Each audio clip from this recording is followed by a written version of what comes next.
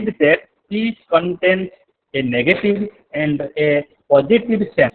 The absence of a configuration, elimination of a war, the absence of a configuration, elimination of a war, absence of a conflicts between different classes, castes, religion, and nations is a negative sense of the love, rest, mental equilibrium, harmony, cooperation, unity, happiness are the positive indicators of the peace. Gandhi said that the root of every violence or conflict is a untruth, and that the only permanent solution of a conflict is the truth. Consequently, to resolve conflicts, he conceived of a noble technique which we called Satyagraha. Literally, as means Satya with the Agraha. Satyagraha means Satya with the Agraha. Satya prati Agraha. ସତ୍ୟାଗ୍ରହୀ ତାକୁ କୁହାଯାଏ ସତ୍ୟାଗ୍ରହୀ ସମସ୍ତେ ସତ୍ୟାଗ୍ରହୀ ହେଇପାରିବେ ଯୋଉମାନେ ସତ୍ୟ ପ୍ରତି ଆଗ୍ରହ କରନ୍ତି ତାଙ୍କୁ ସତ୍ୟାଗ୍ରହୀ ବୋଲି କୁହାଯାଏ so Gandhi said it means literally it means Satya with ଆଗ୍ରହ or unwavering search for the truth and since the only way of getting to truth is the non-violence. It follows that Satyagraha implies an unwavering search for the truth using non-violence. Therefore, Gandhi emphasized Satyagraha as the most point method of ensuring and endurable peace. Gandhi କହିଲେ ଯେ ସତ୍ୟ ହଉଛି ଯେଇଟା ଗୋଟେ ଏକ ପବିତ୍ର ଜିନିଷ ଯାହା ସତ୍ୟ ହଉଛି ଏକ ପବିତ୍ର ଜିନିଷ ତାହା ସତ୍ୟାଗ୍ରହୀ ପାଖରେ ଥାଏ ଯୋଉମାନେ ସତ୍ୟକୁ ଆଗ୍ରହ କରନ୍ତି ତାଙ୍କୁ ସତ୍ୟାଗ୍ରହୀ ବୋଲି କହିଥାଏ ଯୋଉଠି ଲଭ ଯୋଉଠି ପିସ୍ ଯୋଉଠି ଆଫେକ୍ସନେଟ୍ ଯୋଉଠି ଟ୍ରୁଥ୍ ସେଇଠି ହିଁ Gandhi is the twin principle of peace, truth and the non-violence. Gandhi is important to the 2 points. First one is the truth and the second one is the non-violence. Second one is the non-violence. In subordination, in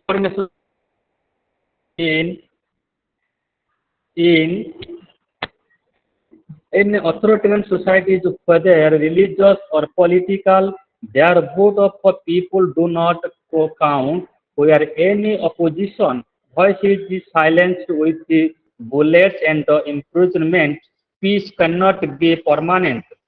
Having political power is therefore just the first step towards the peace.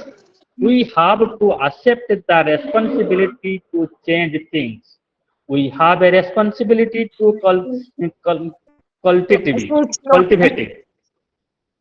Hello?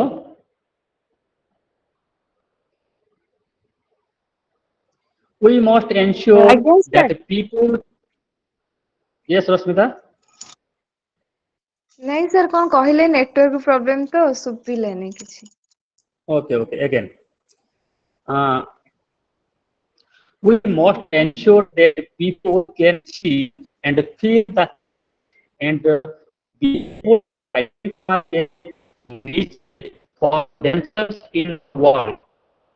To the political operation, we have equality, intellectual religions, environment, and gender oppositions all over the world. When people talk about peace, they cannot view the indiscriminate killing, the destruction of a property, of isolation from the poverty, illiteracy, religious intolerance, environmental threats, and gender oppressions faced by the people. ଲୋକମାନଙ୍କ ପାଖରେ ଶାନ୍ତି କେତେବେଳେ ଭଙ୍ଗ କରିଥାଏ ନା ଯେତେବେଳେ ଲୋକମାନଙ୍କ ପାଖରେ ଦାରିଦ୍ରତା ଥାଏ ଯେତେବେଳେ ଶିକ୍ଷା ନଥାଏ ଯେତେବେଳେ ଧର୍ମ ନାମରେ ଦ୍ୱାହି ଦେଇ ଦଙ୍ଗା ସୃଷ୍ଟି ହୋଇଥାଏ ଯେତେବେଳେ ପରିବେଶ ଚାରିପଟେ ବିଷାକ୍ତ ଲୋକମାନେ ବସବାସ କରିଥାନ୍ତି ସେତେବେଳେ ଆମର ଶାନ୍ତି ନଷ୍ଟ ହୋଇଯାଇଥାଏ ଏ ଶାନ୍ତିକୁ ପାଇବା ପାଇଁ ଆମକୁ ସେମାନଙ୍କୁ ଦମନ କରିବାକୁ ପଡ଼ିବ ତାହାର विप्लव हो युद्ध हो जेकोसी उपाय से दमन करने द्वारा आम निकट को शांति फेरी आसे attainment of peace should be the ultimate goal of any youthful human emotions and actions. When their mind are the rest, they can contract their energies for the spreading the message of peace. Youth should know that human harmony is the index of the peace.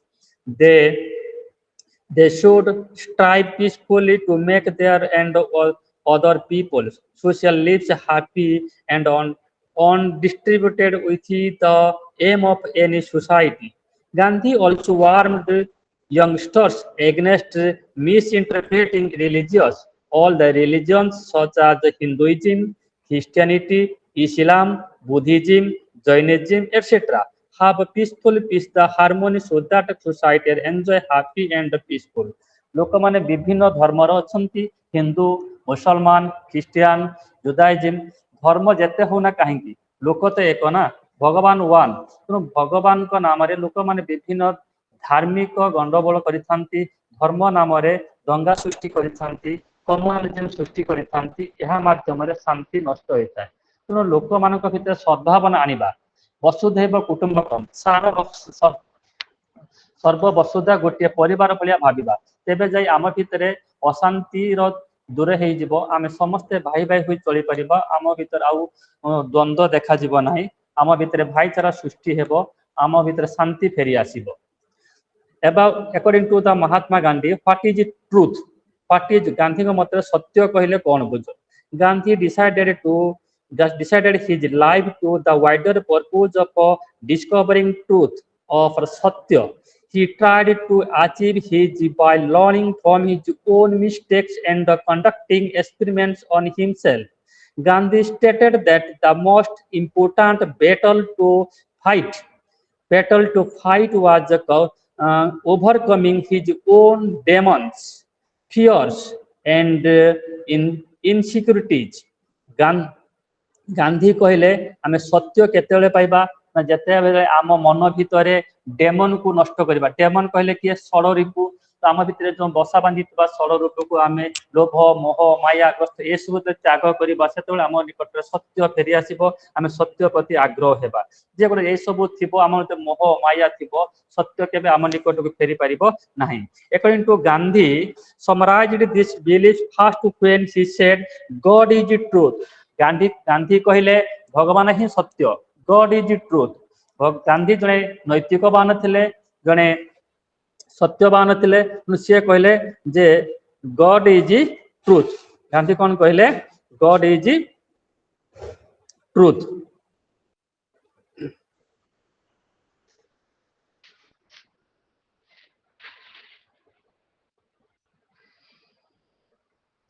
thus सत्य or truth is Gandhiji's philosophy is God. Truth was Gandhiji's favorite human value or favorite human virtue which inspired his autobiography My Experiment with Truth. Gandhiji सत्य को तांकर जीवन आधार करते एकता निजे बही जो बही माई एक्सपेरिमेंट विथ ट्रूथ से वर्णना कर सत्यमेव जयते वाज हिज स्लोगान गांधी से स्लोगान कौन लिखिं सत्यमेव जयते अर्थात सत्यर हेउ जय अधर्मर हेउ क्षय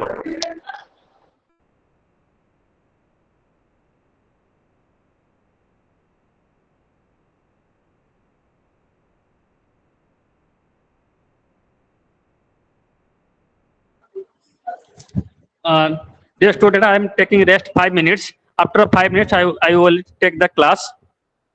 Okay. I am now taking 5 minutes rest. Okay, sir.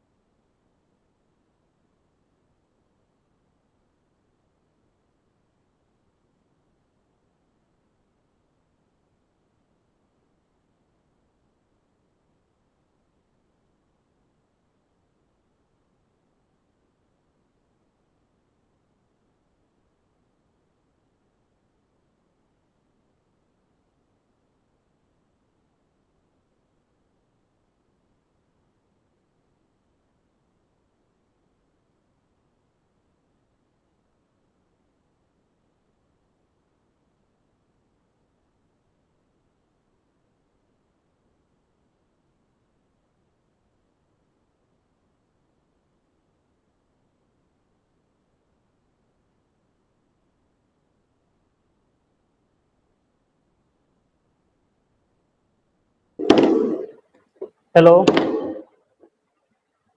hello. हाँ sir Thank you again. Come back. I am talking about the Gandhi विषय आम आलोचना करुले आम गांधी जी साउथ आफ्रिका जनी गांधी एक्चुअली गांधी जने इंटेलिजेंट पर्सन नथिले हैला से साउथ आफ्रिका जनी परे तांकर लाइफस्टाइल चेंज हो जाता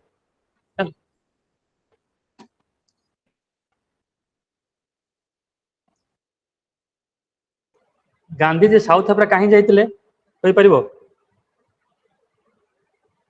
जे कहबे कहीं जाइतिले सुब्रत कहलो हेलो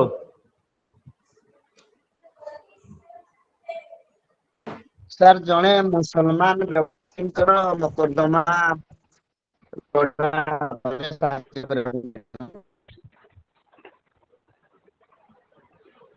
हाँ जने मुसलमान व्यापारी तांको हायर करथिले कोन पे हायर करथिले जने एडवोकेट हिसाब तांको से ग्रहण करथिले जेतले से दक्षिण अफ्रीका रे पहुंचले से कोन देखिले कोन देखिले ସେଠି ସାଲା ବର୍ଣ୍ଣ ବୈଷମ୍ୟ ଆମର କଳା ଗରା ଭେଦଭାବ ଥିଲା Very ଯୋଉମାନେ good. ଭାରତୀୟ କୃଷ୍ଣକାୟ ଆଜ୍ଞା भारत को सेमाने पट्टर बा कोल्ली बोली डाकुथिले ଆଜ୍ଞା भारत को मान भारत को पट्टर बा कोल्ली बोली को सेमाने डाकुथिले बुझियला सेत पय से विद्रोहटा आरंभ करथिले से काहे की मान केउ कारणरू से इंग्रेज मान के विरुद्ध लड़िले कहले देखि से तो जाइतिले जे एडवोकेट काम करिया पई इंग्रेज मान तो काहे की से लड़िले कारण कोन थिला को किछ असुविधा नहीं सर विभिन्न कला गरा भेदभाव थिला तो गरा माने किछि तांगर से इंग्रेज माने जो सेठी थिले तांगर किछि आईन करथिले जेमिति ट्रेन रो प्रथम फर्स्ट क्लास ये बगी रे जाई परिबेनी भारतीय माने बा कृष्णकाय माने तो गांधीजी जाउथिले तांकर सब जिनस पत्र फपाड़ी आइतला तांकु मध्ये ओले दिया आइतला एटा तांकर मन भीतर बहुत भावांतर सृष्टि करथिला तो एठू सारा से पांच डॉक्टर रत्नाकर महापात्र करथिले आज्ञा आदि विभिन्न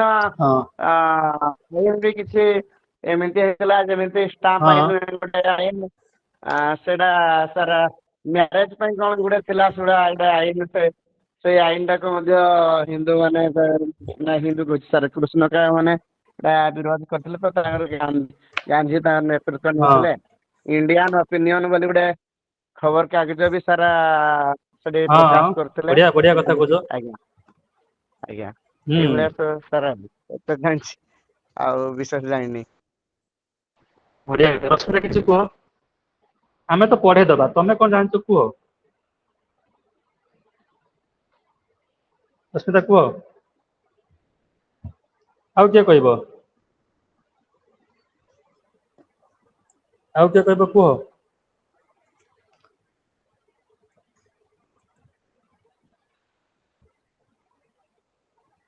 दुष्मंत के जॉइन करले बोधे बे दुष्मंत कहबो दुष्मंत हेलो दुष्मंत हाँ सर नमस्कार नमस्कार नमस्कार बे जॉइन कलो गोटे जानिया चाहूची आज you are Indian our nation of father is Mahatma Gandhi how to he became a great से केमी जने महान हेले तांकर विशेष कर साउथ अफ्रीका गस्त बेले ये सब तांकर अभ्युदय घटितला तमे गांधी के विषय कोन जानछ जे कुहो सर गांधी तो छोट बेले से माने विभिन्न तांकर वीक थिला जेमिति कि से तांकर पाठ पढ़ा एते भलो नथिला आउ से तांकर छोट पाठ पढ़ा भलो नथिला तबरे तांकर पाठ पढ़ा समय रे अनेक माने शिक्षा से पाइछंती जेमिति कि थरे से तांकर जो हाई स्कूल समय रे जे पाठ पढ़ुथिले तांकर हेडमास्टर जे थिले से तांकर एमिति स्ट्रिक्ट रूल करथिले जे सबु पुओ पिला माने तांकर क्रिकेट खेल हो कि फुटबॉल खेल हो कि जिम्नास्टिक एक्सरसाइज रे पार्टिसिपेट करियो किंतु एथिरे ମହାତ୍ମା ଗାନ୍ଧୀଙ୍କର ମାନେ ଏତେ ଇଣ୍ଟରେଷ୍ଟ ନଥିଲା, ଯାହା ଫଳରେ ସେ ତ ଡରକୁଳା ସେ ଥିଲେ ନା, ଟିକେ ଖେଳ ପ୍ରତି ଡରକୁଳା ଆଜ୍ଞା ଥିଲେ। ଆଜ୍ଞା ଆଜ୍ଞା ତାପରେ ସେ ତାପରେ ତାପରେ ଯେତେବେଳେ ସେ ପାର୍ଟିସିପେଟ କରୁନଥିଲେ ତାର ରିଜନ ବି ବହୁତ ଥିଲା। ସେ ଯେମିତିକି ତାଙ୍କ ବାପାଙ୍କର ଦେହ ଟିକେ ଖରାପ ଥିଲା, ସେ ବାପାଙ୍କ ସେବା ଶୁଶ୍ରୂଷା କରିବା ହେତୁ ସେଥିପାଇଁ ବି ତାର ଡର ବି ଥିଲା। ହୁଁ ସେଥିପାଇଁ ଅନେକ ଥର ସେ ପନିଶମେଣ୍ଟ ମଧ୍ୟ ହେଇଛନ୍ତି, ଅନେକ ସାମ୍ନାରେ ମାନେ ନିଜକୁ ମାନେ ଅପମାନ ସହିବାକୁ ହୁଁ ପଡିଥିଲା, ହୁଁ ଯାହା ଫଳରେ ସେ ସେଇ ସମୟରେ ଅନେକ କଥା ଶିଖିଛନ୍ତି ବା ଶିକ୍ଷା ଶିଖିଛନ୍ତି। ଏବଂ ଯେତେବେଳେ ସେ ଗାନ୍ଧିଜୀ ଆମର ଯୋଉ ସାଉଥ ଆଫ୍ରିକା ଯାଇଥିଲା, ସେଠି ଯିଏ ଓକିଲ ଥିଲେ ତାଙ୍କ ସହିତ ତାଙ୍କୁ ହୁଁ ଦେଖିକି ମଧ୍ୟ ସେ ଅନେକ କଥା ଶିଖିଥିଲେ, କାହିଁକି ନା ତାଙ୍କର hand writing bad hand writing ଥିଲା। ଏବଂ ହଁ ସେ ଓକିଲ ଜଣଙ୍କର ହ୍ୟାଣ୍ଡ ରାଇଟିଂ ଭଲ ଥିଲା। ସେ ଆଗରୁ ଜାଣିଥିଲେ ଯେ ମାନେ ଏଜୁକେସନ ଆଉ ଯୋଉ ଜିମ୍ନାଷ୍ଟିକ ଏକ୍ସରସାଇଜ ବା ଯୋଉ ଫିଜିକାଲ ହୁଁ ଏକ୍ସରସାଇଜ ତାଙ୍କର ଏଜୁକେସନ ସହିତ ରିଲେଟେଡ ନଥିଲା ସେ ଭାବୁଥିଲେ। ହଁ କିନ୍ତୁ ପରେ ଜାଣିଲା ପରେ ସେ ଭାବିଲେ ଜାଣିଲେ ଯୋଉ ଏଜୁକେସନ ଆଉ ଏଇ ଯୋଉ ଏକ୍ସରସାଇଜ ଆଉ ଏଇ ଯୋଉ ଡ୍ରଇଂ ଆଉ ମଧ୍ୟ କହିଲେ ଡ୍ରଇଂ ଲେଖା କଥା ଲେଖି, କହିଛନ୍ତି। ହୁଁ ହଁ ଡ୍ରଇଂ ଲେଖା ଲେଖି ଏ ସବୁ ମଧ୍ୟ ଏଜୁକେସନ ଗୋଟେ ପାର୍ଟ। ସେଇଟା ମଧ୍ୟ ସେ ପରେ ଜାଣିଥିଲେ ଏବଂ ତାଙ୍କ ଯୁବପିଢି ମାନଙ୍କୁ ମଧ୍ୟ ସେ ଉତ୍ସାହିତ କରୁଥିଲେ ଯେ ଯେତେବେଳେ ପାଠ ଛୁଆଙ୍କୁ ଶିଖା ଯାଉଛି, ଶିଖିବା ପୂର୍ବରୁ ତାକୁ ଡ୍ରଇଂ ଆକ୍ଟିଭିଟି କରିକି ପାଠ ପଢା ଆରମ୍ଭ କରିବେ। ବୁଝିଥିଲେ, ସେ ଆମକୁ ଆଜ୍ଞା ସଜେଷ୍ଟ କରିଛନ୍ତି ଯେ ଗୁଡ ହ୍ୟାଣ୍ଡ ରାଇଟିଂ ପାଇଁ ମୁଁ ଅପମାନିତ ହେଇଛି। ଆପଣ ମାନେ ଯଦି ଆଜ୍ଞା ଗୁଡ ହ୍ୟାଣ୍ଡ ଚାହୁଁଛନ୍ତି ତାହେଲେ ଡ୍ରଇଂ କରନ୍ତୁ ବା କିଛି ଲେଖା ଲେଖି କରନ୍ତୁ, ଫିଜିକାଲ ଏକ୍ସରସାଇଜ ଆଜ୍ଞା କରନ୍ତୁ, ଆପଣ କିଛି ଅସୁବିଧା ହେବ ନାହିଁ। ଆଚ୍ଛା, ଆଜ୍ଞା ସେ ଦକ୍ଷିଣ ଆଫ୍ରିକା ଆଉ ଗୋଟେ ନିଜକୁ, ହଁ କୁହନ୍ତୁ। ଆଉ ଗୋଟେ ସାର୍ ସେ ହେଲା ଯୋଉ ଦକ୍ଷିଣ ଆଫ୍ରିକାରେ ଗୋଟେ ରାଜନୈତିକ ଦଳ ଗଠନ କରିଥିଲେ ହଁ 1896 ରେ, ଭେରି ଗୁଡ। ନାଟାଲ ନାମକ ଯୋଉ ଇଣ୍ଡିଆନ କଂଗ୍ରେସ ଆଚ୍ଛା, ଦଳ ଗଠନ କରିଥିଲେ। ସେଠି ସେ ଇଣ୍ଡିଆନ ମାନଙ୍କୁ କେମିତି ସାହାଯ୍ୟ କଲେ? ତ ମାନେ ଲକ୍ଷ ଲକ୍ଷ ଇଣ୍ଡିଆନ ଥିଲେ ସେଠାରେ, ଆଜ୍ଞା। କେମିତି ତାଙ୍କୁ ସାହାଯ୍ୟ କଲେ? କଣ କରି ତାଙ୍କୁ ସାହାଯ୍ୟ କଲେ?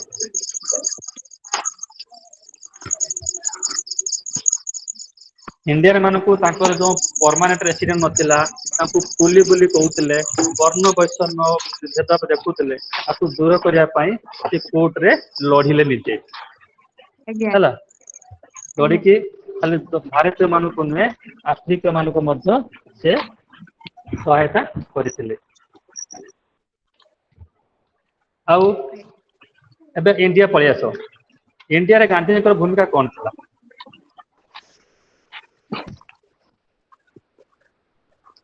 କୁହ କୁହ, ତମ ଭଏସରେ ମୁଁ କିଛି ସ୍ପଷ୍ଟ ନାହିଁ। 1915 ମସିହାରେ ଭାରତ ଫେରିଲେ ସାର୍। ହଁ, 1919ରେ 1915ରେ ଭାରତ ଫେରିଲେ ସାର୍। ଭାରତ ରାଜନୀତି ଯୋଗଦେଲେ 19ରେ, ହଁ ଠିକ ଅଛି। ଆଜ୍ଞା, ଆଉ 1920 ମସିହାରେ ଅସହଯୋଗ ଆନ୍ଦୋଳନର ସେ ଡାକରା ଦେଇଥିଲେ। ହୁଁ, କେମିତି ଇଂ ଅସହଯୋଗ ଆନ୍ଦୋଳନ କଲେ? ସରେ ସେ ପ୍ରଥମେ ଦେଖିଲେ ଭାରତରେ ହିନ୍ଦୁ ମୁସଲମାନର ସେପାରେଟ ଏକତା ଆଣିବା ପାଇଁ ସେ ଚେଷ୍ଟା କଲେ। ଆଜ୍ଞା। ହେଲା, ତାପରେ ସେ ଭାରତ ରାଜନୀତିରେ ଅଂଶଗ୍ରହଣ କରିକି ଭାରତୀୟ ମାନଙ୍କୁ ସ୍ୱାଧୀନତା ଆଣିବା ପାଇଁ ସେ ଗୋଟେ ପ୍ରଥମ ତାଙ୍କର ନ୍ୟାସନାଲ ମାନେ ଜାତୀୟ ଆନ୍ଦୋଳନ କରିଥିଲେ, ଯୋଉଟା କି ଅସହଯୋଗ ଆନ୍ଦୋଳନ ବୋଲି କୁହାଯାଏ। ଆଜ୍ଞା। ତାପରେ ଆଉ କଣ କଲେ ସେ କୁହ? ଗୋଟେ ସାର୍ ଚମ୍ପାରଣ ଆନ୍ଦୋଳନ ଯୋଉ ନୀଳ ଚାଷୀ ମାନଙ୍କ ଫାଷ୍ଟ ଉପରେ ତାଙ୍କର ଅତ୍ୟାଚାର ଥିଲା। ହେଇଥିଲା। ହୁଁ ସେଥିପାଇଁ ସାର୍ ସତ୍ୟାଗ୍ରହ ମାଧ୍ୟମରେ ସେଟା ହଁ ନୀଳ ଚାଷୀ ମାନଙ୍କର ଯୋଉ ନୀଳ ଚାଷୀ ୟେସ୍ ୟେସ୍ ଆଜ୍ଞା, ସେ ହଁ କରୁଥିଲେ ଯୋଉଟା ଚମ୍ପାରଣ ମୁଭମେଣ୍ଟ, ଚମ୍ପାରଣ ଆନ୍ଦୋଳନ। ବିହାର ଚମ୍ପାରଣ ଠାରେ ହୁଁ ସେଇଟା ପ୍ରଥମ ଥିଲା ସାର୍ ତାଙ୍କର ଭାରତର ତାଙ୍କର ଆନ୍ଦୋଳନ ସାରଙ୍କର ଇଏ ଗାନ୍ଧୀଙ୍କର, ତାପରେ ଖେଡା ହୁଁ ଆନ୍ଦୋଳନ, ଖେଦା ଆନ୍ଦୋଳନ ଓକେ ତାପରେ ଆଜ୍ଞା ଆଜ୍ଞା। ତାପରେ ଆମର ଯୋଉ ଖିଲାଫତ ମୁଭମେଣ୍ଟ ଚାଲିଥିଲା, ସେଥିରେ ମଧ୍ୟ ଗାନ୍ଧିଜୀ ଅଂଶଗ୍ରହଣ କରିଥିଲେ। ତାପରେ ହୁଁ ନେକ୍ସଟ ଆସିଗଲା ଇଏ ଯେତେବେଳେ ଆମର ଜାଲିଆନା ୱାଲାବାଗ ହତ୍ୟାକାଣ୍ଡ ପରେ ସାର୍ ସେଇ ଆଇନ ମାନେ ଇଂରେଜ ଆନ୍ଦୋଳନ ମାନେ ବି ଯୋଉ କରିଥିଲେ। ହୁଁ। ଅସହଯୋଗ ପରେ 1930 ମସିହାରେ ପୁଣି ଏକ ଆନ୍ଦୋଳନ ନୂଆ ଆନ୍ଦୋଳନ କରିଥିଲେ ଯୋଉଟା କି ଲବଣ ସତ୍ୟାଗ୍ରହ ବା ଆଇନ ଆନ୍ଦୋଳନ ଆଇନ ଅମାନ୍ୟ ଆଇନ ଆନ୍ଦୋଳନ ବୋଲି ଅମାନ୍ୟ କୁହାଯାଏ। ଆନ୍ଦୋଳନ ହେଇଥିଲା। ରଶ୍ମିତା କୁହ ସେଥିରେ କଣ ସେ କଲେ? ଆଇନ ଆଜ୍ଞା ଆନ୍ଦୋଳନ କଣ କଲେ ସେ? କାହିଁକି ସେଟା କଲେ, କଣ ପାଇଁ କଲେ? ସାର୍ ଲବଣ ସତ୍ୟାଗ୍ରହ ସାର୍। କାରଣ କଣ ଥିଲା? କିଏ କହିବ କୁହ? ଲବଣ ସତ୍ୟାଗ୍ରହ କାହିଁକି ସେ କଲେ କୁହ? ପୂର୍ବରୁ ସାର୍ ଭାରତୀୟ ମାନେ ନିଜ ଇଚ୍ଛା ଅନୁସାରେ ଲୁଣ ମାରିକି ତାକୁ ବ୍ୟବହାର କରୁଥିଲେ। ଇଂରେଜ ହୁଁ ମାନେ ଆଣିକି ଲୁଣ ଆଇନ ଆଣିକି ହୁଁ ସାର ସେଟା ଟାକ୍ସ ବସେଇ ଦିଆ ହେଲା। ତ ତାକୁ ହୁଁ ଆଳ କରିକି ଗାନ୍ଧିଜୀ ଭାରତରେ ଇଂରେଜ ମାନଙ୍କର ଯୋଉ ଆଇନ ଥିଲା ତାକୁ ଅହିଂସା ହୁଁ ମାର୍ଗରେ ଆଉ ବିରୋଧ କରିବା ପାଇଁ ସେଇ ଆନ୍ଦୋଳନ ଟା ଆମର କରାହେଇଥିଲା। ଲବଣ ସତ୍ୟାଗ୍ରହ। ତାପରେ ବିଭିନ୍ନ ସ୍ଥାନରେ ଯୋଉଠି ସାର୍ ସମୁଦ୍ର କୂଳରେ ତ ଏଇ ଲୁଣ ଆଇନ କୁ ବିରୋଧ କରା ହେଲା। କିନ୍ତୁ ଯୋଉ ଅଞ୍ଚଳରେ ସମୁଦ୍ର ନଥିଲା ସେଠାରେ ଅନ୍ୟାନ୍ୟ ଯୋଉ ଜଙ୍ଗଲ କର କିମ୍ବା ବିଭିନ୍ନ ନା ସବୁଠୁ ବଡ କାରଣ ଅନ୍ୟାନ୍ୟ ଥିଲା କର ଭାରତ ମାନେ ସବୁ ଇଏ ଶୁଣ କରାହେଇଥିଲା ତାକୁ ମଧ୍ୟ ବିରୋଧ କରାହେଇଥିଲା ଆଜ୍ଞା। ଭାରତୀୟ ମାନେ ବହୁତ ଗରିବ ଥିଲେ, ସେମାନେ ଲୁଣ ବିକ୍ରି କରିକି ପେଟ ପୋଷୁଥିଲେ। ତେଣୁ ବହୁତ ଲୋକ ଲକ୍ଷ ଲୋକ ଏ ବ୍ୟବସାୟ କରୁଥିଲେ। ଯଦି ଲୁଣ ମରା ବନ୍ଦ ହେଇଗଲା ଆଉ ଲୋକମାନଙ୍କର ଜୀବିକା ବନ୍ଦ ହେଇଗଲା। ସେଥିପାଇଁ ସେ କଣ କଲେ ଏହାକୁ ବିରୋଧ କଲେ ଆମେ କାହିଁକି ବ୍ରିଟିଶ ଲୁଣ କିଣିବା, ଆମେ ନିଜେ କାହିଁକି ନ ତିଆରି କରିବା। ଏହାର ମଧ୍ୟ କାରଣ ଥିଲା। ସେ କହିଲେ ନା ଆମେ ବ୍ରିଟିଶ ଲୁଣ କିଣିବାନି, ଆମେ ନିଜେ ଲୁଣ ତିଆରି କରିବା। ତାର ମଧ୍ୟ ଗୋଟେ କାରଣ ଅଛି, ସେଥିପାଇଁ ସେ ମଧ୍ୟ କଲେ। ଆଉ କଣ କାରଣ? ଆଉ କଣ କାରଣ ହେଇପାରିବ ଲବଣ ସତ୍ୟାଗ୍ରହ ପାଇଁ? ଯେ ଲୁଣରେ ଘୁଷୁରୀ ହାଡ, ଗୋରୁ ହାଡ ହେଲା ଏମିତି ମିଶିକି ଗୋଟେ ଗୁଜବ ସୃଷ୍ଟି ହେଲା। ଯେ ଭାରତୀୟ ହିନ୍ଦୁ ଧର୍ମ ମୁସଲମାନ ଧର୍ମ ନଷ୍ଟ କରିବା ପାଇଁ ଏସବୁ କରାହେଲା ବୋଲି ସେ ଲୋକମାନେ କହିଲେ। ତେଣୁ ଏ ବିରୁଦ୍ଧରେ ସେ ଗୋଟେ କଲେ। ପ୍ରଥମେ ସେ ଲୁଣ କୋଉଠି ମାଇଲେ? ଦାଣ୍ଡି ଗୁଜୁରାଟ ର ସେ ଥିଲା ଆଶ୍ର ହୁଁ ଦାଣ୍ଡି ନାମକ ସ୍ଥାନରୁ ପ୍ରଥମ ଏଇ ଲୁଣ ମରା ଆରମ୍ଭ ହେଇଥିଲା। ଯୋଉଠି ତାଙ୍କର ଆଶ୍ରମ ଥିଲା ସାର୍ ସାବରମତୀ ଆଶ୍ରମ। ହୁଁ ସେଇଠୁ ଦାଣ୍ଡିକୁ ଯାଇଥିଲେ ହୁଁ କଂଗ୍ରେସ ର ସତ୍ୟାଗ୍ରହୀ ମାନେ 72 ଜଣ। ତାପରେ ସେଠି ହୁଁ ପହଞ୍ଚିବା ପରେ ସେ ଆଇନ କୁ ଭଙ୍ଗ କରି ଲୁଣ ମରା ହେଇଥିଲା। ସାର୍ ଲୁଣ ଟା ଯେତେବେଳେ ଇଂରେଜ ମାନେ ବନ୍ଦ କରିଦେଲେ ସେଇ ଲୁଣ ମାରିବା ପାଇଁ, ସେଟା କଣ ଇଂରେଜ ମାନେ ତାଙ୍କର ଦେଶରୁ ଲୁଣ ଆଣିକିରି ବିକ୍ରି କରିଥିଲେ ନା ଆମ ଦେଶରେ ତିଆରି କରିକି ବିକ୍ରି କଲେ ସେମାନେ ନା କଣ? କେମିତି ସେଇଟା?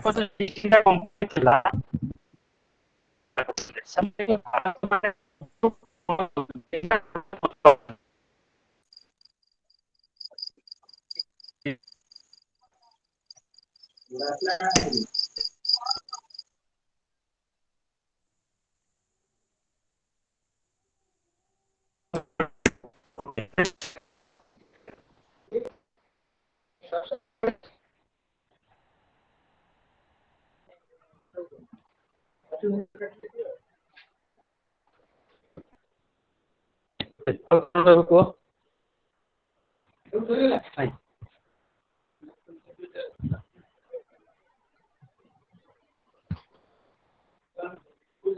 ହଁ କୁହ। ବିଲ୍ ଟା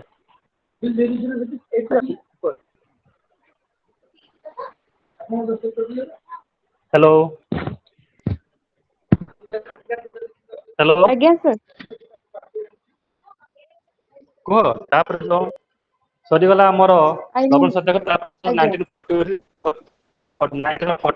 କଣ ଥିଲା ଭାରତ ଛାଡ ଆନ୍ଦୋଳନ। Quit India movement. ଭାରତ ଛାଡ। ତମେ କ୍ୱିଟ୍ ଇଣ୍ଡିଆ ମୁଭମେଣ୍ଟରେ କଣ ହେଲା କୁହ?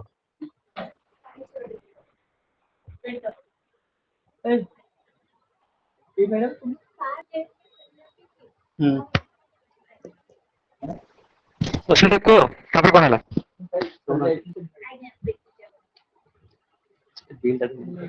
କହୁନୁ ତୁ କ୍ଲାସ କର।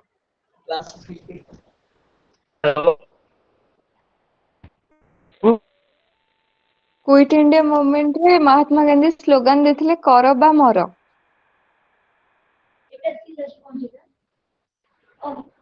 ଆଚ୍ଛା କାହିଁକି ଦେଇଥିଲେ ସେ ଡୁଅର ଟା କାହିଁକି ଦେଇଥିଲେ? କାହିଁକି ଗାନ୍ଧିଜୀ ସ୍ଲୋଗାନ ଦେଇଥିଲେ ଡୁ ଅର୍ ଡାଏ? ମାନେ ଭାରତ ବିଦେଶୀ ଇଂରେଜ ମାନଙ୍କୁ ଭାରତରୁ ତଡିବା ପାଇଁ ତାଙ୍କ ତାଙ୍କର ଗୁରୁ ପଲିଟିକାଲ ଟିଚର ତିଲକ କହିଥିଲେ ଯେ Gopal swaraj Krishna is my Gokhale. Birth right. ହଁ, swaraj is my birth right, swaraj is my birth right ହେଲା। ଯେ ଏଇ ଯୋଉ ବାର୍ଥ ରାଇଟ୍ ଟାକୁ ପାଇବା ପାଇଁ ସେ ସ୍ୱରାଜ ଦାବି କରିଥିଲେ। ସ୍ୱରାଜ ମିନ୍ସ ନିଜ ରାଜ୍ୟ, ଭାରତ ଆମର। ତେଣୁ ସେ କହିଥିଲେ ହେ ଇଂରେଜ ମାନେ, ଆମ ମାଟି ଆମ ଦେଶକୁ ତମେ ଆମକୁ ଦେଇ ତମେ ତୁରନ୍ତ ଏ ଦେଶ ଛାଡି ଚାଲିଯାଅ ହେଲା। ସେଇଥିପାଇଁ ଲୋକମାନଙ୍କୁ ଆହ୍ୱାନ ଦେଇଥିଲେ ଯେ ଡୁ ଅର୍ ଡାଏ, କର ବା ମର, ଇଂରେଜ ମାନଙ୍କୁ ଏଠି ବିତାଡିତ କର ହେଲା କି। ଆଉ କଣ କାରଣ ଥିଲା?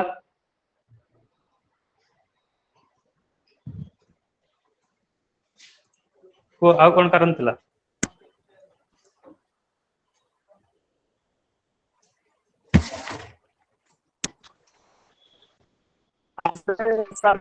ମୁଖ୍ୟ କାରଣ ଥିଲା ସେକେଣ୍ଡ ୱାର୍ଲଡ ୱାର ସେ ସମୟରେ ଚାଲିଥିଲା। ଆଉ ଜାପାନ ଆଉ ସାରା ବ୍ରିଟେନ ପରସ୍ପର ବିରୋଧରେ ଲଢୁଥିଲେ। ତେଣୁ ବ୍ରିଟେନର ଯେହେତୁ ଆମେ କଲୋନୀ ଥିଲେ, ଉପନିବେଶ ଥିଲେ, ଆଉ ଜାପାନ ବ୍ରିଟେନର ଉପନିବେଶ ଗୁଡାକୁ ସାରା ଆମର ପୂର୍ବାଞ୍ଚଳରେ ଯୋଉ ବିଭିନ୍ନ ଦେଶ ଥିଲା ସେଗୁଡାକୁ ସେ ଅଧିକାର କରି ନେଇ ସାରିଥିଲା। ତେଣୁ ଗାନ୍ଧିଜୀ ମଧ୍ୟ ଭୟ କରୁଥିଲେ ଯେ ଆମେ ତ ଏବେ ବ୍ରିଟେନର ଅଧୀନରେ ଅଛନ୍ତି, ପୁଣି ଯଦି ଜାପାନ ଭାରତକୁ ଅଧିକାର କରିନିଏ ତାହେଲେ ଆମେ ଜାପାନର କଲୋନୀରେ ରହିବା କଥା, ସାମ୍ରାଜ୍ୟରେ ରହିବା ପାଇଁ ପଡିବ। ତେଣୁ ତାଠୁ ବରଂ ଭଲ ହବ ତାକୁ ଭିତରୁ ତୋଡିବା ପାଇଁ ସେ ଆନ୍ଦୋଳନ ଆରମ୍ଭ କରିଦେଇଥିଲେ। ଏଇଟା ଗୋଟେ କାରଣ ଥିଲା। ସବୁଠୁ ପଲିଟିକାଲ ରିଜନ ଥିଲା, ଇଂରେଜ ମାନେ ଆମକୁ ପ୍ରତାରଣା କରିଥିଲେ। ସେମାନେ ଫାର୍ଷ୍ଟ ୱାର୍ଲଡ ୱାର ସମୟରେ କହିଥିଲେ ଯେ ଆମକୁ ସହଯୋଗ କର, ଆମେ ତୁମକୁ କିଛି ପଲିଟିକାଲ ରାଇଟ ଦେବୁ। ତ ପ୍ରତାରଣା କଲେ। ପୁଣି ସେକେଣ୍ଡ ୱାର୍ଲଡ ୱାର ଯେତେବେଳେ ହେଲା, ତ ସେ କହିଲେ କି ତମେ ଆମକୁ ସହଯୋଗ କର, ଆମେ ଯୁଦ୍ଧରେ ଜିତି ଗଲା ପରେ ଭାରତକୁ ସବୁ ପ୍ରକାର ପଲିଟିକାଲ ରାଇଟ ସବୁ ଦେଇଦେବୁ ହେଲା। କିନ୍ତୁ ତାହା ହେଲା ନାହିଁ ହେଲା। ସେମାନେ କଣ କଲେ, ଭାରତକୁ କଥା ଶୁଣିଲେ ନାହିଁ। ଶେଷରେ ମହାତ୍ମା ଗାନ୍ଧୀ ରାଗିଗଲେ। ନାଇଁ, ଏମାନେ ସବୁ ମିଛୁଆ ଲୋକ, ମିଛ କଥା କହିକି ଆମକୁ ସବୁ ଭୁଲ ହଉଛନ୍ତି। ତେଣୁ ଆମେ ଏମାନଙ୍କ ବିରୁଦ୍ଧରେ ନିହାତି ଯିବା ଦରକାର, ସେମାନଙ୍କୁ ଆମ ଦେଶରୁ ବିତାଡିତ କରିବା ଦରକାର। ସେଇ ଉଦ୍ଦେଶ୍ୟ ନେଇକି ସେମାନେ କଣ କଲେ ଯେ ବ୍ରିଟିଶ ମାନଙ୍କୁ ମାନେ ଭାରତରୁ ବିଦା କରିବା ପାଇଁ ଲୋକମାନଙ୍କୁ ଡୁ ଅର୍ ଡାଏ ଏଇ ଘୋଷଣା ଦେଲେ। କାହିଁକି ନା ଲୋକମାନେ ଉତ୍ତେଜିତ ନହେଲେ ତାଙ୍କୁ ବିଦା କରିହବନି। ତେଣୁ ତାଙ୍କ କାର୍ଯ୍ୟରେ ଅସହଯୋଗ କରିବା, ତାଙ୍କୁ ଭାରତରୁ ବିଦା କରିବା ପାଇଁ ଶେଷ ନିଷ୍ପତ୍ତି ନେଲେ, ଚରମ ନିଷ୍ପତ୍ତି ନେଲେ। ଏବଂ ଲଣ୍ଡନ ମଧ୍ୟ ଯାଇଥିଲେ। ଲଣ୍ଡନ ମଧ୍ୟ ପ୍ରତିବାଦ କରିଥିଲେ। ଭାରତୀୟ ମାନେ ଲଣ୍ଡନରେ, ଆମେରିକାରେ, ବିଭିନ୍ନ ଦେଶରେ ପ୍ରତିବାଦ କଲେ, ଯାହା ଫଳରେ କି ଭାରତକୁ ସ୍ୱାଧୀନତା ଦେବା ପାଇଁ ଇଂରେଜ ମାନେ ବାଧ୍ୟ ହେଲେ। ସବୁଠୁ ମୂଳ କାରଣ ଥିଲା, ଇଂଲଣ୍ଡର ଯୋଉ ପ୍ରାଇମ ମିନିଷ୍ଟର ଥିଲେ ୱିଲିୟମ ଚର୍ଚ୍ଚିଲ, ସେ କେବେ ହେଲେ ବି ରାଜି ହଉନଥିଲେ ଯେ ଭାରତକୁ ସ୍ୱାଧୀନତା ଦିଆଯାଉ। କେବେ ରାଜି ହଉନଥିଲେ ହେଲା। ସିଏ ଯେତେବେଳେ ଇଲେକ୍ସନରେ ହାରିଗଲେ, ଲେବର ପାର୍ଟି ଜିତିଗଲା, ତ ସେତେବେଳେ ଭାରତକୁ ସ୍ୱାଧୀନତା ଦେବା ପାଇଁ ଲେବର ପାର୍ଟି ଘୋଷଣା କରିଥିଲା। 1946 ରେ ସେ ଗୋଟେ କ୍ୟାବିନେଟ ମିଶନ ପଠାଇଥିଲା ଭାରତକୁ, ଏବଂ ଭାରତକୁ ସ୍ୱାଧୀନତା ପାଇଁ ସେ କରିଥିଲା। ତାପରେ ଭାରତକୁ 1947ରେ ସ୍ୱାଧୀନତା ମିଳିଥିଲା। ତା ପୂର୍ବରୁ ସେମାନଙ୍କୁ ଭାରତର ଯେ ଲୋକମାନେ ସ୍ୱାଧୀନତା ପାଇଗଲେ, ନିଜେ ନିଜକୁ ଶାସନ କରିପାରିବେ କି ନାହିଁ ତାର ଅବଜରଭେସନ କରିବା ପାଇଁ ଗୋଟେ ଟିମ୍ ପଠେଇଥିଲେ। ସେ ଟିମ୍ ରିପୋର୍ଟ ଦେଲା କି ନା ଭାରତୀୟ ମାନେ ନିଜକୁ ଶାସନ କରିପାରିବେ ନାହିଁ, ସେମାନେ ଅଯୋଗ୍ୟ। ତେଣୁ ତାଙ୍କ ସରକାର ନିଷ୍ପତ୍ତି ନେଲା କି ଗୋଟିଏ ବର୍ଷ ପର୍ଯ୍ୟନ୍ତ ଭାରତୀୟ ମାନଙ୍କୁ ଶାସନ ସମ୍ବନ୍ଧୀୟ ବିଭିନ୍ନ ପ୍ରଣାଳୀ ଶିଖେଇବା, ଲେଜିସ୍ଲେଚର ତିଆରି କରିବା, ସୁପ୍ରିମକୋର୍ଟ ତିଆରି କରିବା, ଆଇନ ତିଆରି କରିବା, ଇଲେକ୍ସନ କରିବା, ଏସବୁ କାମ ଶିଖେଇଲେ। 1946ରେ ସେ ଭାରତରେ ଲେଜିସ୍ଲେଟିଭ ଆସେମ୍ବଲି ଗଠନ କରିକି ଇଲେକ୍ସନ କରିଥିଲେ। 399 ସିଟ୍ ବିଶିଷ୍ଟ ଦେଶ ଆସେମ୍ବଲିରେ ସେ ଡେମୋକ୍ରାସି ପ୍ରୋସେସରେ ଶାସନ କରିବା ପାଇଁ ବ୍ୟବସ୍ଥା କରିଥିଲେ। ଶେଷରେ ଭାରତରେ ଇଲେକ୍ସନ ହେଲା, କଂଗ୍ରେସ ପାର୍ଟି ଜିତିଲା, ଆଉ ପଣ୍ଡିତ ଜବାହରଲାଲ ନେହେରୁ ଭାରତର ପ୍ରଥମ ପ୍ରଧାନମନ୍ତ୍ରୀ ହେଲେ। ମୁସଲିମ ଲିଗ ଭାରତରୁ ବିଦା ହେଇଗଲା, ସେ ଅଲଗା ଦେଶ ଗଠନ କଲା ଏବଂ ଭାରତ ସ୍ୱାଧୀନତା ପାଇଲା। ଏନିୱେ, ତେଣୁ ଭାରତ ସ୍ୱାଧୀନତା ପ୍ରାପ୍ତି ପରେ ନିଜର ସ୍ଥାୟିତ୍ୱ ଜାହିର କଲା। ମହାତ୍ମା ଗାନ୍ଧୀକୁ ସାରା ବିଶ୍ୱର ଲୋକ ଚିହ୍ନି ପାରିଲେ। ମହାତ୍ମା ଗାନ୍ଧୀ ବିଶ୍ୱର ଜଣେ ଅମର ରହିଲେ ଏବଂ ତାଙ୍କର ମୁଖ୍ୟ ଯୋଉ ଦୁଇଟି ଗୁଣ ଥିଲା, ଗୋଟେ ହେଲା ଟ୍ରୁଥ ଆଉ ଗୋଟେ ହେଲା ନନ୍ ଭାଉଲେନ୍ସ। ତେଣୁ ଏଇ ଦିଟା ଜିନିଷ ତାଙ୍କର ଜୀବନକୁ ସରଳ କରିବା ସହିତ ଲୋକଙ୍କ ନିକଟରେ ଭଲ ପାଇବା ପାଇବା ସହିତ ବିଶ୍ୱର ଜଣେ ମହାନ ପୁରୁଷ ରୂପେ ପରିଚିତ କଲେ। ଗାନ୍ଧୀଜୀଙ୍କ ପୂର୍ବରୁ ଗୌତମ ବୁଦ୍ଧ ମଧ୍ୟ ଅହିଂସା ଉପରେ ଗୁରୁତ୍ୱ ଦେଇଥିଲେ।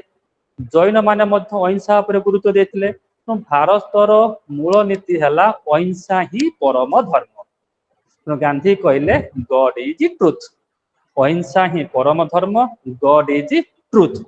ତେଣୁ ଏଇ ଜିନିଷ ଅହିଂସା ଓ ଟ୍ରୁଥ ମୂଳ ଜିନିଷକୁ ନେଇ ସେ ତାଙ୍କର ଜୀବନର ମୂଳ ମନ୍ତ୍ର କରିଥିଲେ ଏବଂ ନିଜକୁ ଜଣେ ସତ୍ୟାଗ୍ରହୀ ତିଆରି କରିଥିଲେ ଏବଂ ଭାରତରେ କେବଳ ନୁହେଁ ବିଶ୍ୱରେ ମଧ୍ୟ ସେ ଜଣେ ଶାନ୍ତି ଦୂତ ବୋଲି ପରିଚିତ ପାଇଥିଲେ। ତମେ ବିଶ୍ୱରେ ଯେକୌଣସି ଜାଗାକୁ ଯାଅ ମହାତ୍ମା ଗାନ୍ଧୀଙ୍କର ପ୍ରତିମୂର୍ତ୍ତି ଅଛି, ସମସ୍ତେ ମହାତ୍ମା ଗାନ୍ଧୀକୁ ଭଲ ପାଆନ୍ତି।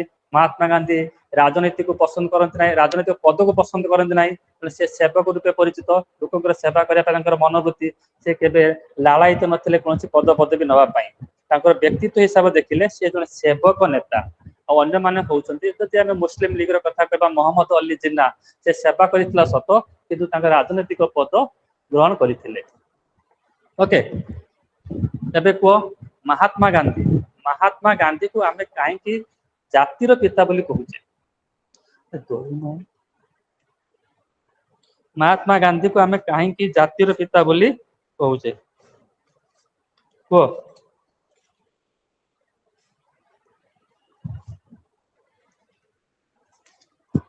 କିଏ କହିବ?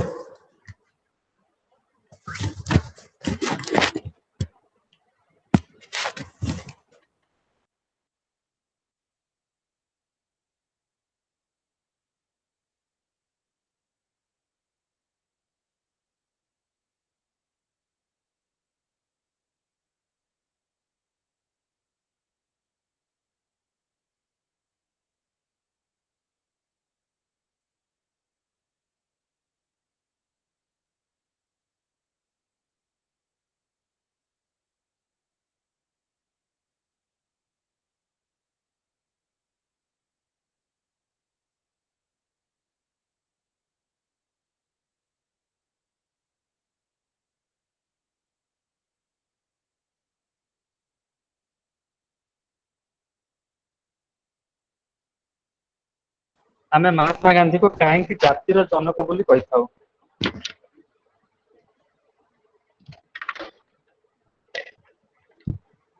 କୁହ, କିଏ କହିବ?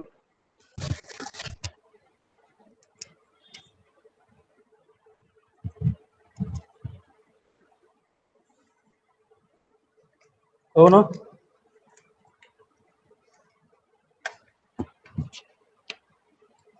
କିଏ କହିବ କୁହ? ଶରତ ବାବୁ କୁହ।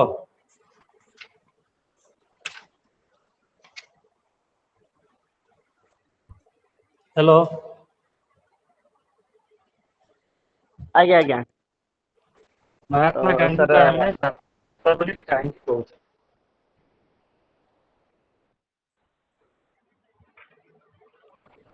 ଏକରେ ସାର୍ ଆମ ଦେଶକୁ ସ୍ୱାଧୀନତା ଆଣିଦେବାର ତାଙ୍କର ବହୁତ ବଡ ଭୂମିକା ଥିଲା। ହୁଁ ଆଉ ଦୁଇରେ ଆମ ଦେଶରେ ସବୁ ବିଭିନ୍ନ ଧର୍ମର ଯୋଉ ଲୋକ ଅଛନ୍ତି, ସେଇ ଧର୍ମ ହୁଁ ବିଭିନ୍ନ ଧର୍ମର ଲୋକମାନଙ୍କ ଭିତରେ ଏକତା ସୃଷ୍ଟି କରିବା ପାଇଁ ସେ ପ୍ରୟାସ କରିଥିଲେ ଏବଂ ବିଭିନ୍ନ ହୁଁ କାର୍ଯ୍ୟକ୍ରମ ମଧ୍ୟ ସେଥିପାଇଁ ସେ ତା ଜୀବନ ବ୍ୟାପୀ କରି ଆସିଥିଲେ। ଆଉ ସାର୍ ତ ବିଶେଷ ମୁଁ ଜାଣିନି। କୁହ କୁହ, କିଛି ଅସୁବିଧା ନାହିଁ। ଏଇ ତ ସାର୍ କଥା ଆଉ ମୁଁ ଜାଣିନି ସାର୍।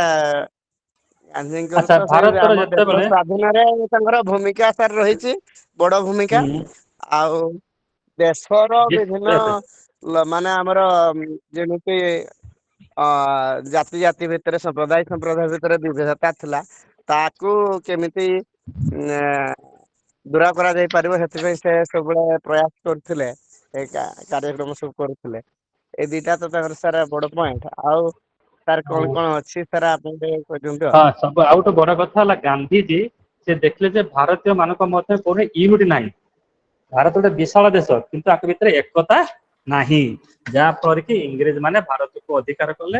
ଖାଲି ଭାରତୀୟ ନୁହେଁ, ଅଲଗା ସମସ୍ତେ ଭାରତକୁ ମଧ୍ୟ ଅଧିକାର କରିନେଲେ ବୁଝିଲା ସେଟା ଗୋଟେ ମୂଳ ଫ୍ୟାକ୍ଟ କିନ୍ତୁ ସେ ପ୍ରଥମେ ଭାରତ ମାନଙ୍କୁ ଏକତା କରିବା ପାଇଁ ଭାରତ ସାରା ପଦଯାତ୍ରା କଲେ ମନେ ପଡୁଛି ଭାରତ ସାରା ସେ ପଦଯାତ୍ରା କରି ଓଡିଶାକୁ ଆସିଥିଲେ ମଧ୍ୟ ହେଲା କାହିଁକି ନା ଭାରତ ମାନଙ୍କ ମଧ୍ୟରେ ଏକତା ଜାଗ୍ରତ କରିବା ତାଙ୍କର ଉଦ୍ଦେଶ୍ୟ ଥିଲା ଆଉ କଣ କୁହ ରଶ୍ମିତା କୁହ କୁହ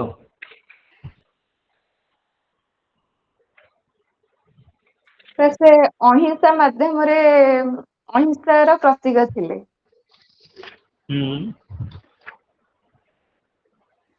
ଆମେ କାହିଁକି ଗାନ୍ଧିଜୀକୁ ମନେ ରଖିବା ଦେଶବାସୀ କାହିଁକି ଗାନ୍ଧିଜୀ ମନେ ରଖିବେ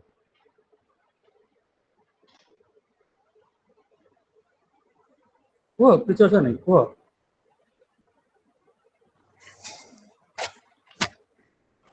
ଭାରତକୁ ସ୍ଵାଧୀନତା ଦେବାରେ ତାଙ୍କର ଭୂମିକା ପ୍ରଥମ ଗୁରୁତ୍ୱପୂର୍ଣ୍ଣ ଥିଲା ସେ ଲୋକମାନଙ୍କ ମଧ୍ୟରେ ଜାତୀୟତା ଭାବ ସୃଷ୍ଟି କରିଥିଲେ ଅହିଂସା ମାଧ୍ୟମରେ କିପରି ଆମେ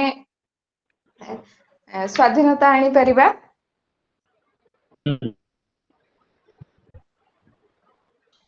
ଆଉ ବେଶୀ କିଛି ଆଉ ମନେ ନାହିଁ ସାର୍ ଆଉ ଥରେ ମନେ ନାହିଁ ଟିକେ ମନେ ପକେଇ ଦିଅନ୍ତୁ କୁହନ୍ତୁ ଆଜ୍ଞା ଠିକ ଅଛି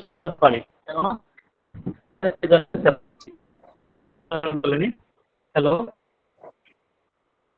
ଆଜ୍ଞା ସାର୍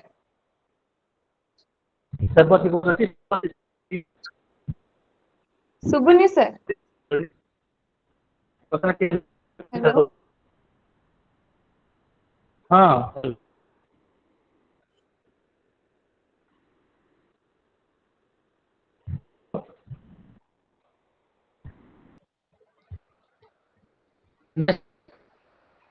ଦୁଷ୍ମନ୍ତ କହିଛ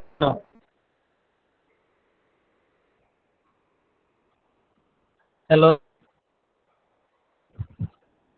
ହ୍ୟାଲୋ ହଁ ସାର୍ ଶୁଭା ଯାଉନି ଟିକେ ନେଟୱାର୍କ ଟିକେ ପ୍ରୋବ୍ଲେମ ରହୁଛି ବୋଧେ ହ୍ୟାଲୋ ହ୍ୟାଲୋ ଏବେ ବୋଧେ ହ୍ୟାଲୋ ହଁ ସାର୍ ନମସ୍କାର କାହିଁକି ଆଜ୍ଞା ଗାନ୍ଧୀକୁ ତ କୁହ ଜାତିର ପିତା ଏଥିପାଇଁ କୁହାଯିବ କାହିଁକି ନା ସେ ଦେଶକୁ ସ୍ଵାଧୀନ କରିବାରେ ଭଲ ତାଙ୍କର ଥିଲା କଥା କହିଲ ମୂଳ ନେତା ଥିଲେ ଆଜ୍ଞା ଆଉ ସାର୍ ତାଙ୍କର ଯୋଉ ଭାରତୀୟ ମାନଙ୍କୁ ସେ ଯୋଉ ଏକତ୍ରିତ କରିଥିଲେ କାହିଁକି ନା ଯେତେବେଳେ ଇଂରେଜ ମାନେ ଭାରତ ଭିତରେ ପ୍ରବେଶ କଲେ ଏ ଯୋଉ ଲୋକମାନଙ୍କ ମଧ୍ୟରେ ଯୋଉ ଏକତା ନାହିଁ ଏ ସୁଯୋଗକୁ ନେଇକି ଭାରତୀୟ ଉପରେ ଅତ୍ୟାଚାର କଲେ ଇଂରେଜ ମାନେ ଶାସନ କଲେ ବିଭିନ୍ନ ତାଙ୍କ ପାଖରେ ଏତେ ମାନେ ଶିକ୍ଷା ନଥିଲା ଯାହାଫଳରେ ଏଇ ସୁଯୋଗ ନେଇକି ଇଂରେଜ ମାନେ ଭାରତକୁ ସ୍ଵାଧୀନ ମାନେ ପରାଧୀନ କରିଥିଲେ ବା ଶାସନ କରିଥିଲେ ଏବଂ ଗାନ୍ଧୀ ସେ ଲୋକମାନଙ୍କୁ ଏକତ୍ରିତ କରୁଥିଲେ ଯାହା ଫଳରେ ସେ ସ୍ଵାଧୀନତା କରିବା ପାଇଁ ବା ଯୋଉ ଇଂରେଜ ମାନଙ୍କ ବିରୁଦ୍ଧରେ ଲଢେଇ କରିବା ପାଇଁ ମାନେ ଆଗେ ସାମୁହିକ ଭାବରେ ସମସ୍ତେ ବିଭିନ୍ନ ଯୋଉ ତାଙ୍କର ଯୋଉ ଅହିଂସା ଆନ୍ଦୋଳନ ହଉ କି ଭାରତ ଛାଡ ଆନ୍ଦୋଳନ ହଉ ଏସବୁ ତାଙ୍କର ଯୋଉ ଇଏ ଦ୍ଵାରା ଆନ୍ଦୋଳନ ଦ୍ଵାରା ଆମ ଭାରତକୁ କଣ କରିଥିଲେ ସ୍ଵାଧୀନତା ଆଣିଥିଲେ ଆଉ ସାର୍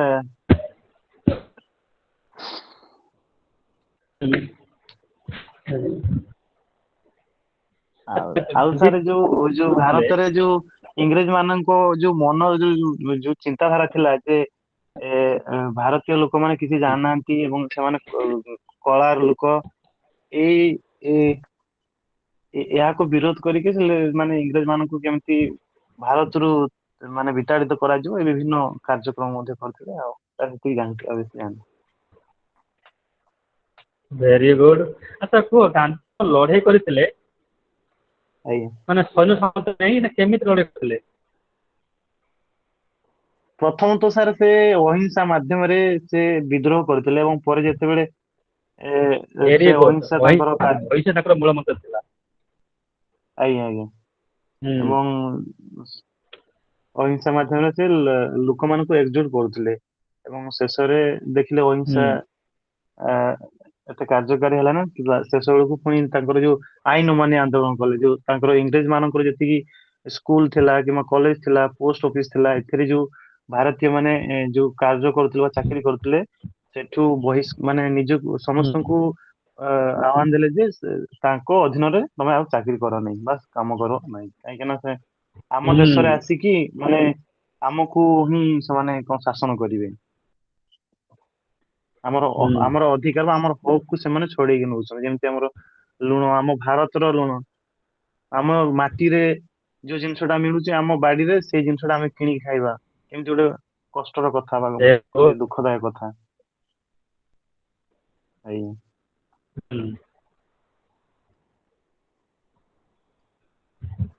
ଆଉ ଆଉ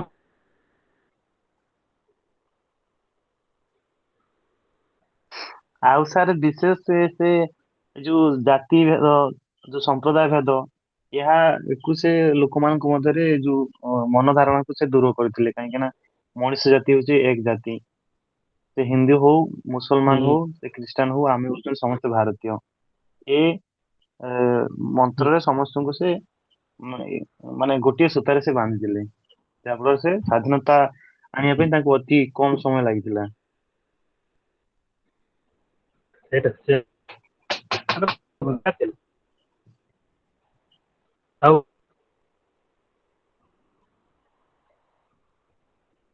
ଆଉ କିଏ କହିବ?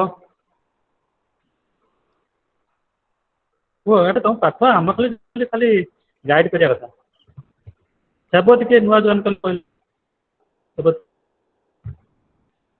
ସେବତୀ, hello. Good evening sir. Very good evening. ଆମେ ସାର୍ ଗାନ୍ଧୀକୁ ଯାତ୍ରା କାହିଁକି? ସାର୍ ମହାତ୍ମା ଗାନ୍ଧୀଙ୍କ ସ୍ଵାଧୀନତା ପାଇଁ ସଂଗ୍ରାମ ଆଉ ଏକତା ଓ ଅହିଂସା ଓ ସତ୍ୟାଗ୍ରହ ମାଧ୍ୟମରେ ସେ ସାମାଜିକ ଓ ରାଜନୈତିକ ସମାଜକୁ ମାନେ ଦୃଢତା ଦେବା ପାଇଁ ଅହିଂସା ହିଁ ମୂଳ ମନ୍ତ୍ର କରିଥିଲେ।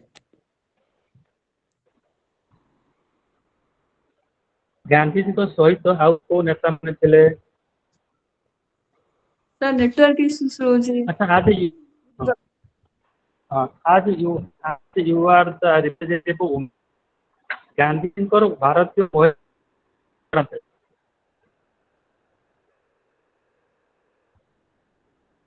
କୁହ।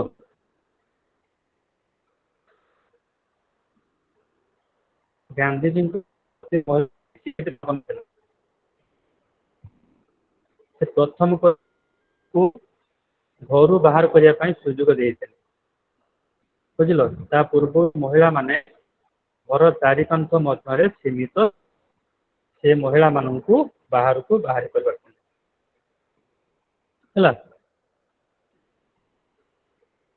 ଆଚ୍ଛା ସେପତି କୁହ, ଗାନ୍ଧୀଜୀ ଆଜ୍ଞା ସାର୍। ଗାନ୍ଧୀଜୀ ଯେତେବେଳେ ଭାରତ ଯେତେବେଳେ ପାର୍ଟିସନ ହେଲା, ହିନ୍ଦୁସ୍ତାନ, ମୁସଲମାନ ମାନେ ପାକିସ୍ତାନ, ତାଙ୍କର ମତାମତ କଣ ଥିଲା? କଣ କହିଲେ ସାର୍? ଠିକ ସେ ଶୁଭା ଗଲାନି। ଯେତେବେଳେ ଭାରତ ବିଭାଜନ ଘଟିଲା, ହିନ୍ଦୁ ଗଠନ କଲେ, ପାକିସ୍ତାନୀ ମୁସଲିମ ମାନେ ଗଠନ କଲେ, ଗାନ୍ଧୀଜୀ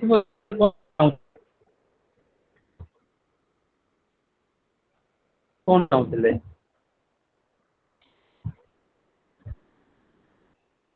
ଭାରତ ଏକ ହଉ ନା ଅଲଗା ହଉ?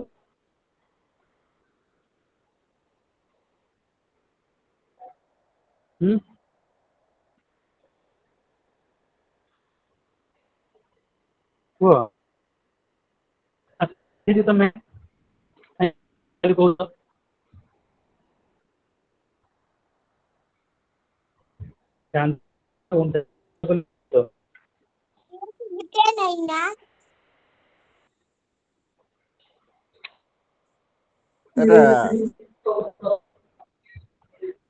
ଗାନ୍ଧିଜୀ ତ ଦେଶ ଆମର ଚାହୁଁଥିଲେ, ସେଟା ହଉଛି ଭାରତ ବର୍ଷ।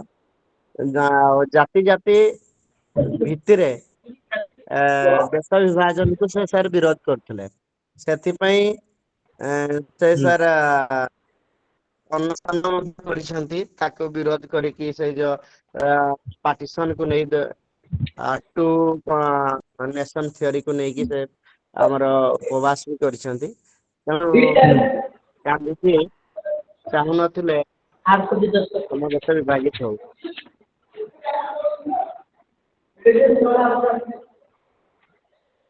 ଆଉ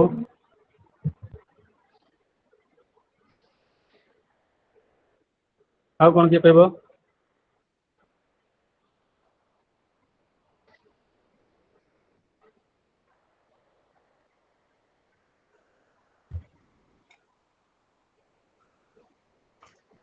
ଆଉ କିଏ କହିବ?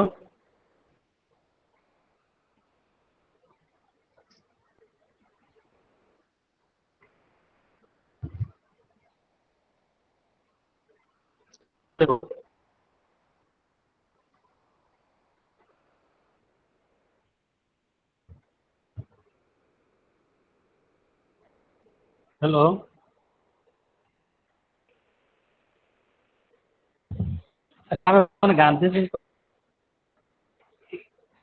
ଗାନ୍ଧୀଜୀଙ୍କର ଯୋଉ ସ୍ୱରାଜ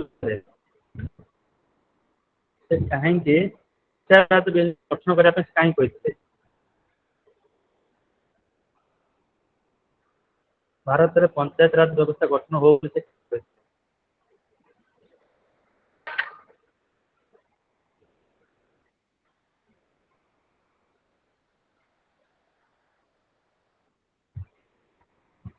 କିଏ କହିବ?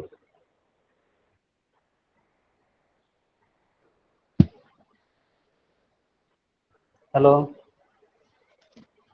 ସାର୍ ସ୍ୱରାଜ ଅର୍ଥ ହଉଛି ନିଜକୁ ନିଜେ ଶାସନ କରିବା।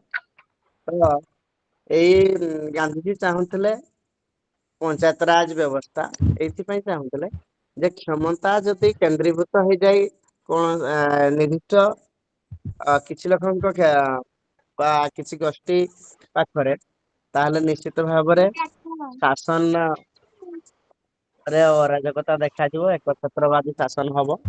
ତେଣୁ କ୍ଷମତାର ବିକେନ୍ଦ୍ରୀକରଣ ପାଇଁ ପଞ୍ଚାୟତ ରାଜ ବ୍ୟବସ୍ଥାର ପରିକଳ୍ପନା ସେ କରିଥିଲେ। ଆଉ ତା ଫଳରେ ଲୋକ ମାନେ ମଧ୍ୟ ସଚେତନ ଆଚ୍ଛା ହେଇପାରିବେ, ସେ ନିଜର ଅଧିକାର ଜାଣିପାରିବେ। ଆଉ ନିଜ ପାଖରେ ମଧ୍ୟ ତୃଣମୂଳ ସ୍ତରରେ ମଧ୍ୟ ସରକାରଙ୍କ ଯୋଜନା ଗୁଡାକ ପହଞ୍ଚି ପାରିବ ଠିକ ଭାବରେ। ମହାତ୍ମା ଗାନ୍ଧୀ ଆଉ ସୁଭାଷ ବୋଷ, ମହାତ୍ମା ଗାନ୍ଧୀ ସୁଭାଷ ବୋଷ ସେମାନଙ୍କ ମତାମତ ଏକା ଥିଲା ନା ଅଲଗା ଥିଲା?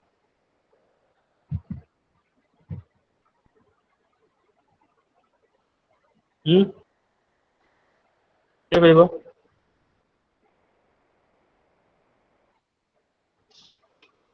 ହ୍ୟାଲୋ। ସାର୍ ଆଉ ଥରେ ସାର୍ କୁହନ୍ତୁ ନା, ନେଟୱାର୍କ ବୋଧେ ଠିକ ମହାତ୍ମା ନାହିଁ ତ ମୋର। ଗାନ୍ଧୀ ଆଉ ସୁଭାଷ ବୋଷ ମହାତ୍ମା ଗାନ୍ଧୀ ଆଜ୍ଞା ସୁଭାଷଙ୍କର ମତାମତ କଣ ଥିଲା? ସେ ମହାତ୍ମା ଗାନ୍ଧୀ ଯାହା ଚାହୁଁଥିଲେ ସୁଭାଷ ବୋଷ ସେୟା ଚାହୁଁଥିଲେ ନା ଅଲଗା କିଛି?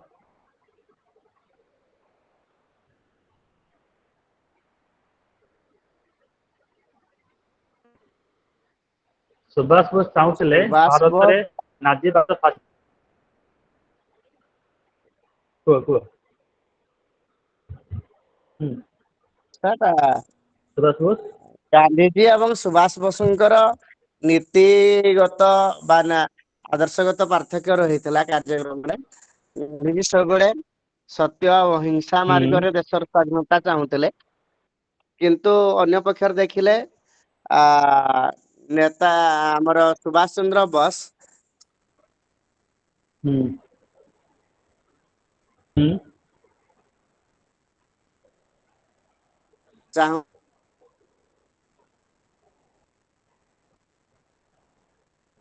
ଥିଲେ ବଳ ପୂର୍ବକ ଆମର ଯୋଉ ଅଧିକାର ଟାକୁ ଇଂରାଜୀ ମାନଙ୍କୁ ଛଡେଇ ଆଣିବା। ତ ତାଙ୍କର ସହାୟତା ଆଣିକି ଆମ ଦେଶରେ ଇଂରେଜ ମାନଙ୍କୁ ତଡିବା ପାଇଁ ମଧ୍ୟ ସେ ପ୍ରୟାସ କରିଥିଲେ। ସେଥିପାଇଁ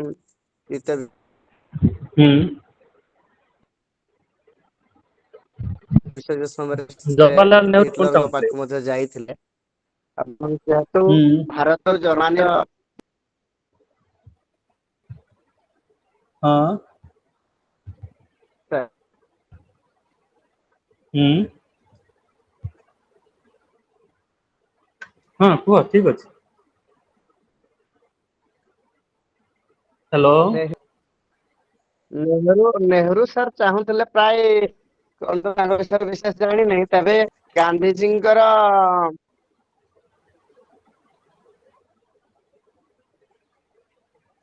ଥିଲେ, କିନ୍ତୁ ତ ଯେମିତି ଆପଣ କହିଲେ ଗାନ୍ଧିଜୀ ହେଉଛନ୍ତି ଜଣେ ସେବକ ନେତା, ପଦପଦବୀରେ ରହିବା ପାଇଁ ସେ ଲାଳାୟିତ ନଥିଲେ। କିନ୍ତୁ ତାଙ୍କ ପାଖରେ ପ୍ରାୟ ପଦ ଲାଳସା ଟିକେ ସାର୍ ଥିଲା ବୋଲି ମୁଁ ଅନୁମାନ କରୁଛି ଏଇ ଜବାହରଲାଲ ନେହେରୁଙ୍କ ତାଙ୍କ ପାଖରେ। ବାପା ସେ ତ ମୋତିଲାଲ ନେହୁର ସ୍ୱାଧୀନତା ଚାହୁଁଥିଲେ। ଆଜ୍ଞା ସେ ଜଣେ ନାମଦାମୀ ଓକିଲ ଥିଲେ। ସେ ପ୍ରାୟ ଆନ୍ଦୋଳନ ପାଇଁ ପ୍ରାୟ ଅଧିକାଂଶ ଟଙ୍କା ଖର୍ଚ୍ଚ କରୁଥିଲେ। ଯେହେତୁ ସେ ଧନୀ ପରିବାର ଥିଲେ, ହେଲା କି, ତେଣୁ ସେ ଚାହୁଁଥିଲେ ତାଙ୍କ ପୁଅ ପ୍ରାଇମ ମିନିଷ୍ଟର ହଉ, କିନ୍ତୁ ସେ ପଦକୁ ଅଧିକ ଗୁରୁତ୍ୱ ଦଉଥିଲେ, ସେବା କମ ପଦ ଅଧିକ। ହେଲା, ଓକେ। ଗାନ୍ଧିଜୀ ଯାହା ଚାହୁଁଥିଲେ ଯେ ନେହୁରୁ ମଧ୍ୟ ସେୟା ଚାହୁଁଥିଲେ, ଭାରତରେ ଗଣତନ୍ତ୍ର ଶାସନ ପ୍ରତିଷ୍ଠା ହଉ ବୋଲି। ओके।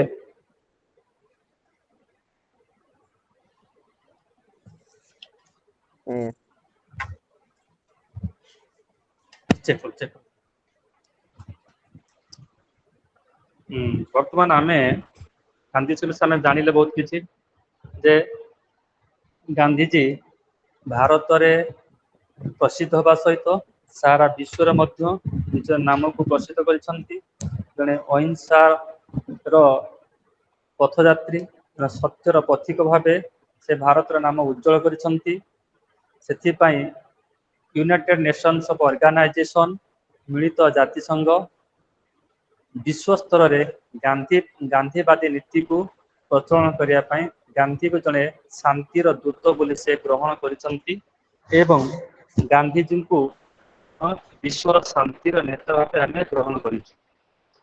तापर नेल्सन मंडेला बा अन्य नेता माने सब अन्य नेता माने मत सेप्रति देखिसंती।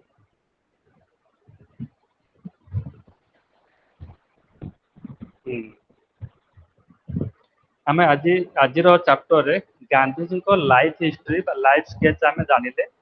आसंता काली जो क्लास होबो, आसंता जो काली क्लास हेबो,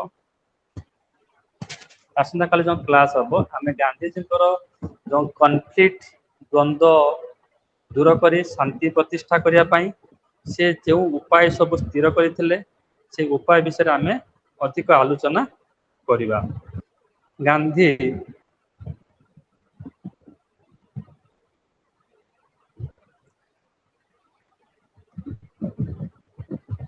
काली टोटल आमर 14टा यूनिट अच्छी, बुझल। टोटल आम 14टा यूनिट अच्छी। काली आमे पढ़ा, काली जो अच्छी काली आमे जेतु गत क्लास गुड़ाक ठीक से है ना, काली आमे यूनिट 2 रे पढ़ा। कौन पढ़ा? काली यूनिट 2 रे पढ़ा टॉलरेंस, हार्मोनी एंड फॉरगिवनेस, सहनशीलता विषय पढ़ा, शांति विषय पढ़ा। ये विषय आमे काली पढ़ा है। आज तो जेहेतु वर्षा होता पिला माने लेट जॉइन कले आउ कौन कहबा क्लास ठीक ସାର୍ से हे पाला नहीं। ସାର୍ କେତେଟା ସମୟଟା ସାର୍ କେତେଟାରୁ ଷ୍ଟାର୍ଟ ହଉଛି?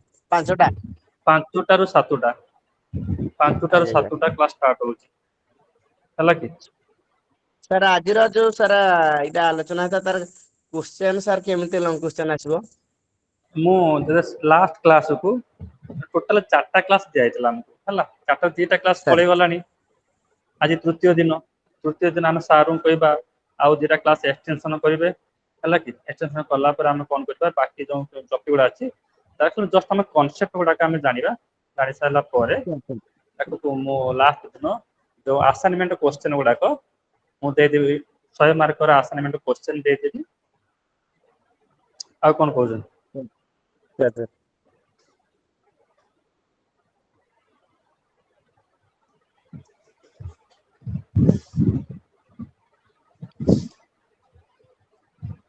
अच्छा तुम सब मटेरियल अच्छे ना नहीं?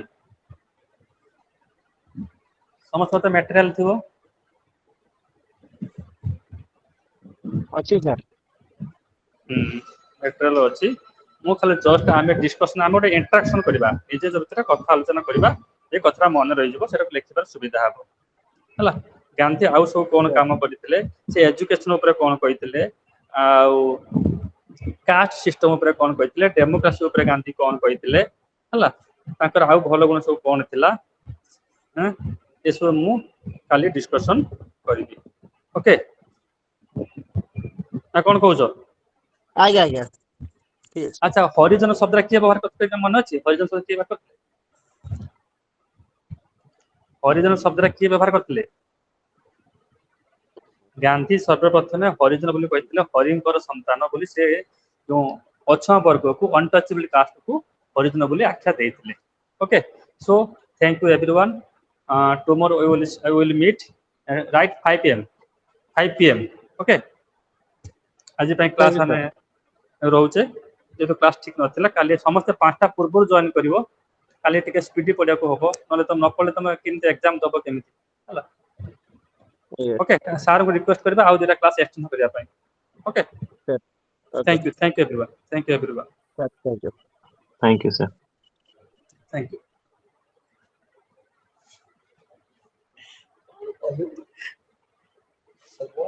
ରହିଲି